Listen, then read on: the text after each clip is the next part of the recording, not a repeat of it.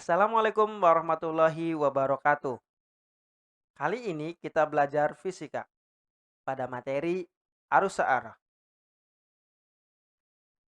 Arus listrik adalah banyaknya muatan listrik yang mengalir dari suatu titik yang berpotensial tinggi ke titik yang berpotensial rendah dalam waktu 1 detik. Alat di samping adalah multitester avometer.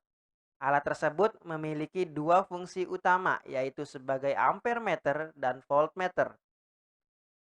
Fungsi ampermeter digunakan untuk mengukur arus listrik, sedangkan fungsi voltmeter digunakan untuk mengukur tegangan listrik. Arus listrik biasanya dilambangkan dengan huruf I dan tanda panah jika digambarkan dalam rangkaian. Arus listrik memiliki satuan ampere atau biasa ditulis dengan huruf A. Tegangan listrik adalah jumlah energi yang dibutuhkan untuk memindahkan unit muatan listrik dari suatu tempat ke tempat lainnya. Tegangan listrik yang dinyatakan dengan satuan volt juga sering disebut dengan beda potensial listrik. Karena pada dasarnya tegangan listrik adalah ukuran perbedaan potensial antara dua titik dalam rangkaian listrik. Tegangan listrik dilambangkan dengan huruf V dan menjadi seperti gambar di samping jika dalam rangkaian listrik DC.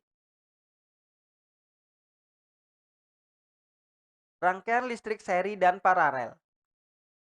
Rangkaian seri adalah rangkaian yang hanya ada satu jalur tempat arus listrik mengalir dari sumber arus listrik.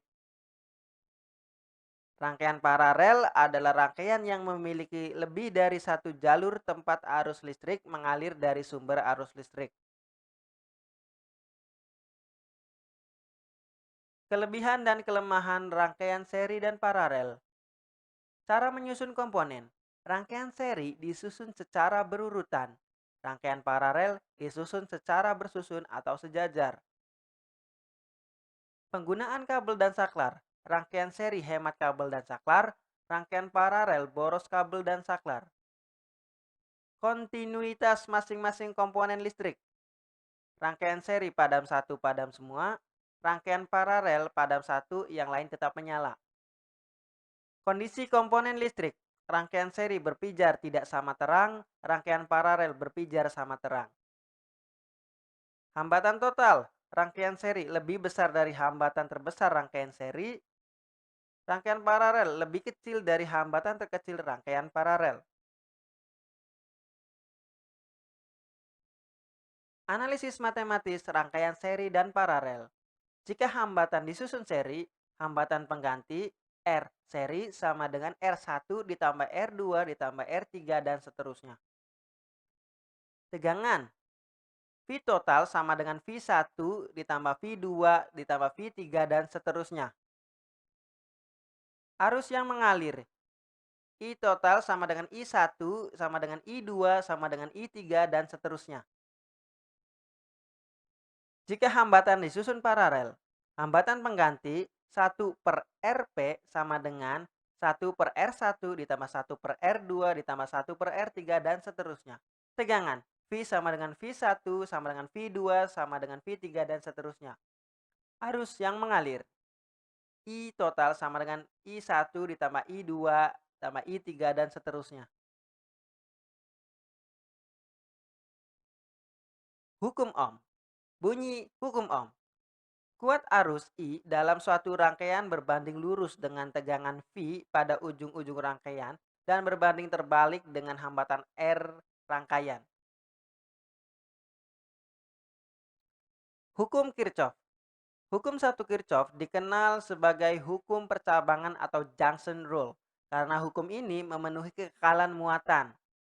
Bunyi hukum satu Kirchhoff adalah jumlah arus listrik yang masuk melalui titik percabangan dalam suatu rangkaian listrik sama dengan jumlah arus yang keluar melalui titik percabangan tersebut. Cermati tanda panahnya. I1 dan I4 arahnya masuk, maka I2 dan I3 arahnya keluar.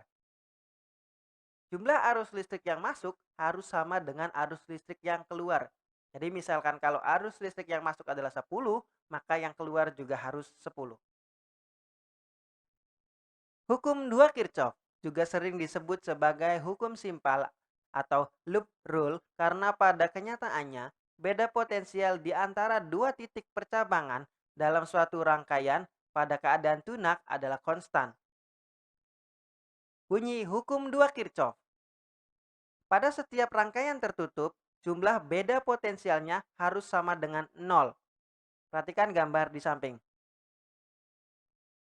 Ketentuan dalam menerapkan hukum dua Kirchhoff adalah: 1.